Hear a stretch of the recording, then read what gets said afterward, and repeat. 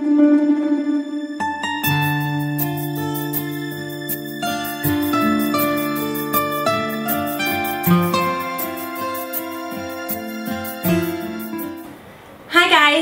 today's video, it's going to be a recipe for a mocha cheesecake. Now, I'd like to say a special thank you to Rostal for sponsoring the coffee that I'm going to be using in today's cheesecake. Rostal is a product and it's a local company in Trinidad. So you guys make sure if you're looking for great coffee, make sure and support your local vendors first. So make sure to check out Rostal. So I would like to say a special thank you to Rostal for sending me these coffees. I'm really excited to put it to use and to make some delicious desserts or savory treats with them. Now let me show you guys how to make this mocha cheesecake. So to make this mocha cheesecake, we're going to start by using some of the ground coffee from Rostal, and I'm going to go in with about 2 tablespoons. Now you can use as much or as little as you want depending on the strength of how strong you want this cheesecake to be. So we need to brew this coffee so that we can get a nice strong coffee flavor. Now if you had a Keurig and you wanted to put the coffee into your Keurig cups, if you had those reusable cups, you can. Now I do have a Keurig, but just for you guys who don't have one, this is the way that you'll do it. So you'll put your coffee in here, then to this we're going to go in with some water to help brew this coffee. So I'm going to brew my coffee on a medium-low heat. I'm just going to allow it to brew for like about 8 minutes because it's not a lot of coffee. So guys, in the meantime, while the coffee is brewing, let's create the cream cheese mixture, or the cheesecake mixture, sorry. So to a big mixing bowl, I'm going in with 2 blocks of cream cheese, and you want these to be at room temperature so that it mixes easily. So the next ingredient will be some condensed milk. Now I'm using condensed milk, but if you wanted to sweeten this with another sweetener of your choice, or maybe with sugar, you can, and preferably white sugar, or you can use a light brown sugar. So you're going to go in with enough condensed milk. I'm going to use about half of the tin. Make it as sweet as you like. So you can put a small amount, like a quarter of the tin, taste it, and then you can always adjust after.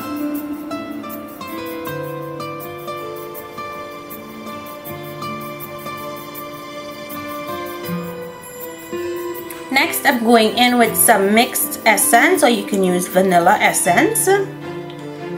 Now we're going to mix these ingredients until it's nice and smooth and creamy.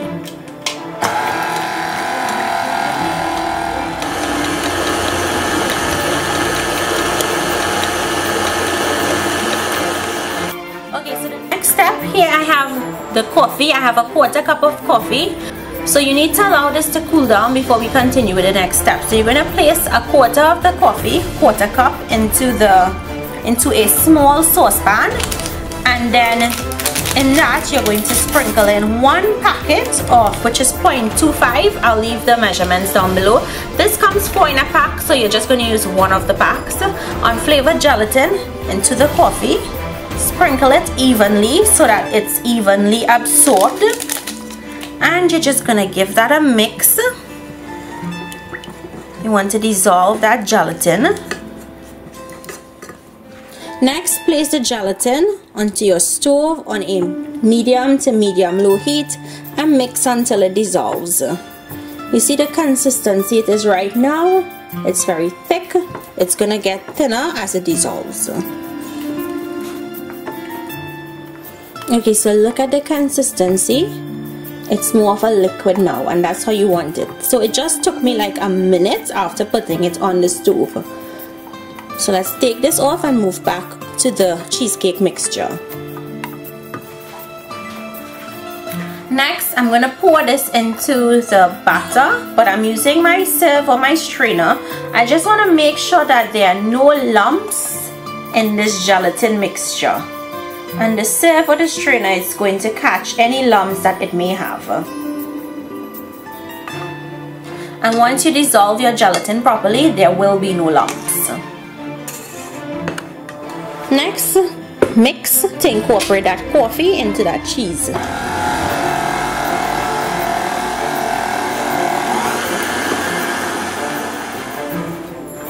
Once you finish mixing your batter, make sure and taste it and make sure that it's sweet enough to your liking. Now here I have an Oreo prepared crust. So if you guys can't find this, you can use Oreo cookies and you would ground it up, add some butter and then squeeze it or press it into your cheesecake pan or into a cake pan or a pie dish. So all you have to do now is pour your cheesecake mixture into this prepared pan. Next, using the cover that came with the Oreo crust, I'm going to turn it over and I'm going to cover this. So I'm just going to pop my cheesecake into the refrigerator until it sets. Once it's set, I'll come in and cut this and show you guys. Now I wanted to tell you all, if you wanted to drizzle some chocolate syrup or maybe crumble some Oreo cookies on top of this to give it that extra texture, you can. But I'm just going to be focusing on leaving this plain. So if those are just options, if you wanted to marble in some chocolate, grate some chocolate, it's all up to you. Those are the options you have. So I'm going to pop this in my fridge and I'll see you guys once it's set. When the cheesecake sets, you're going to cut it into slices and cut it as big or small as you would like. And all you have to do is serve, and you can serve with the chocolate sauce, as I said, or grated chocolates. I hope you guys enjoy this recipe. If you make it, let me know down below if you like it, and remember, if you wanted a stronger mocha cake, add more coffee.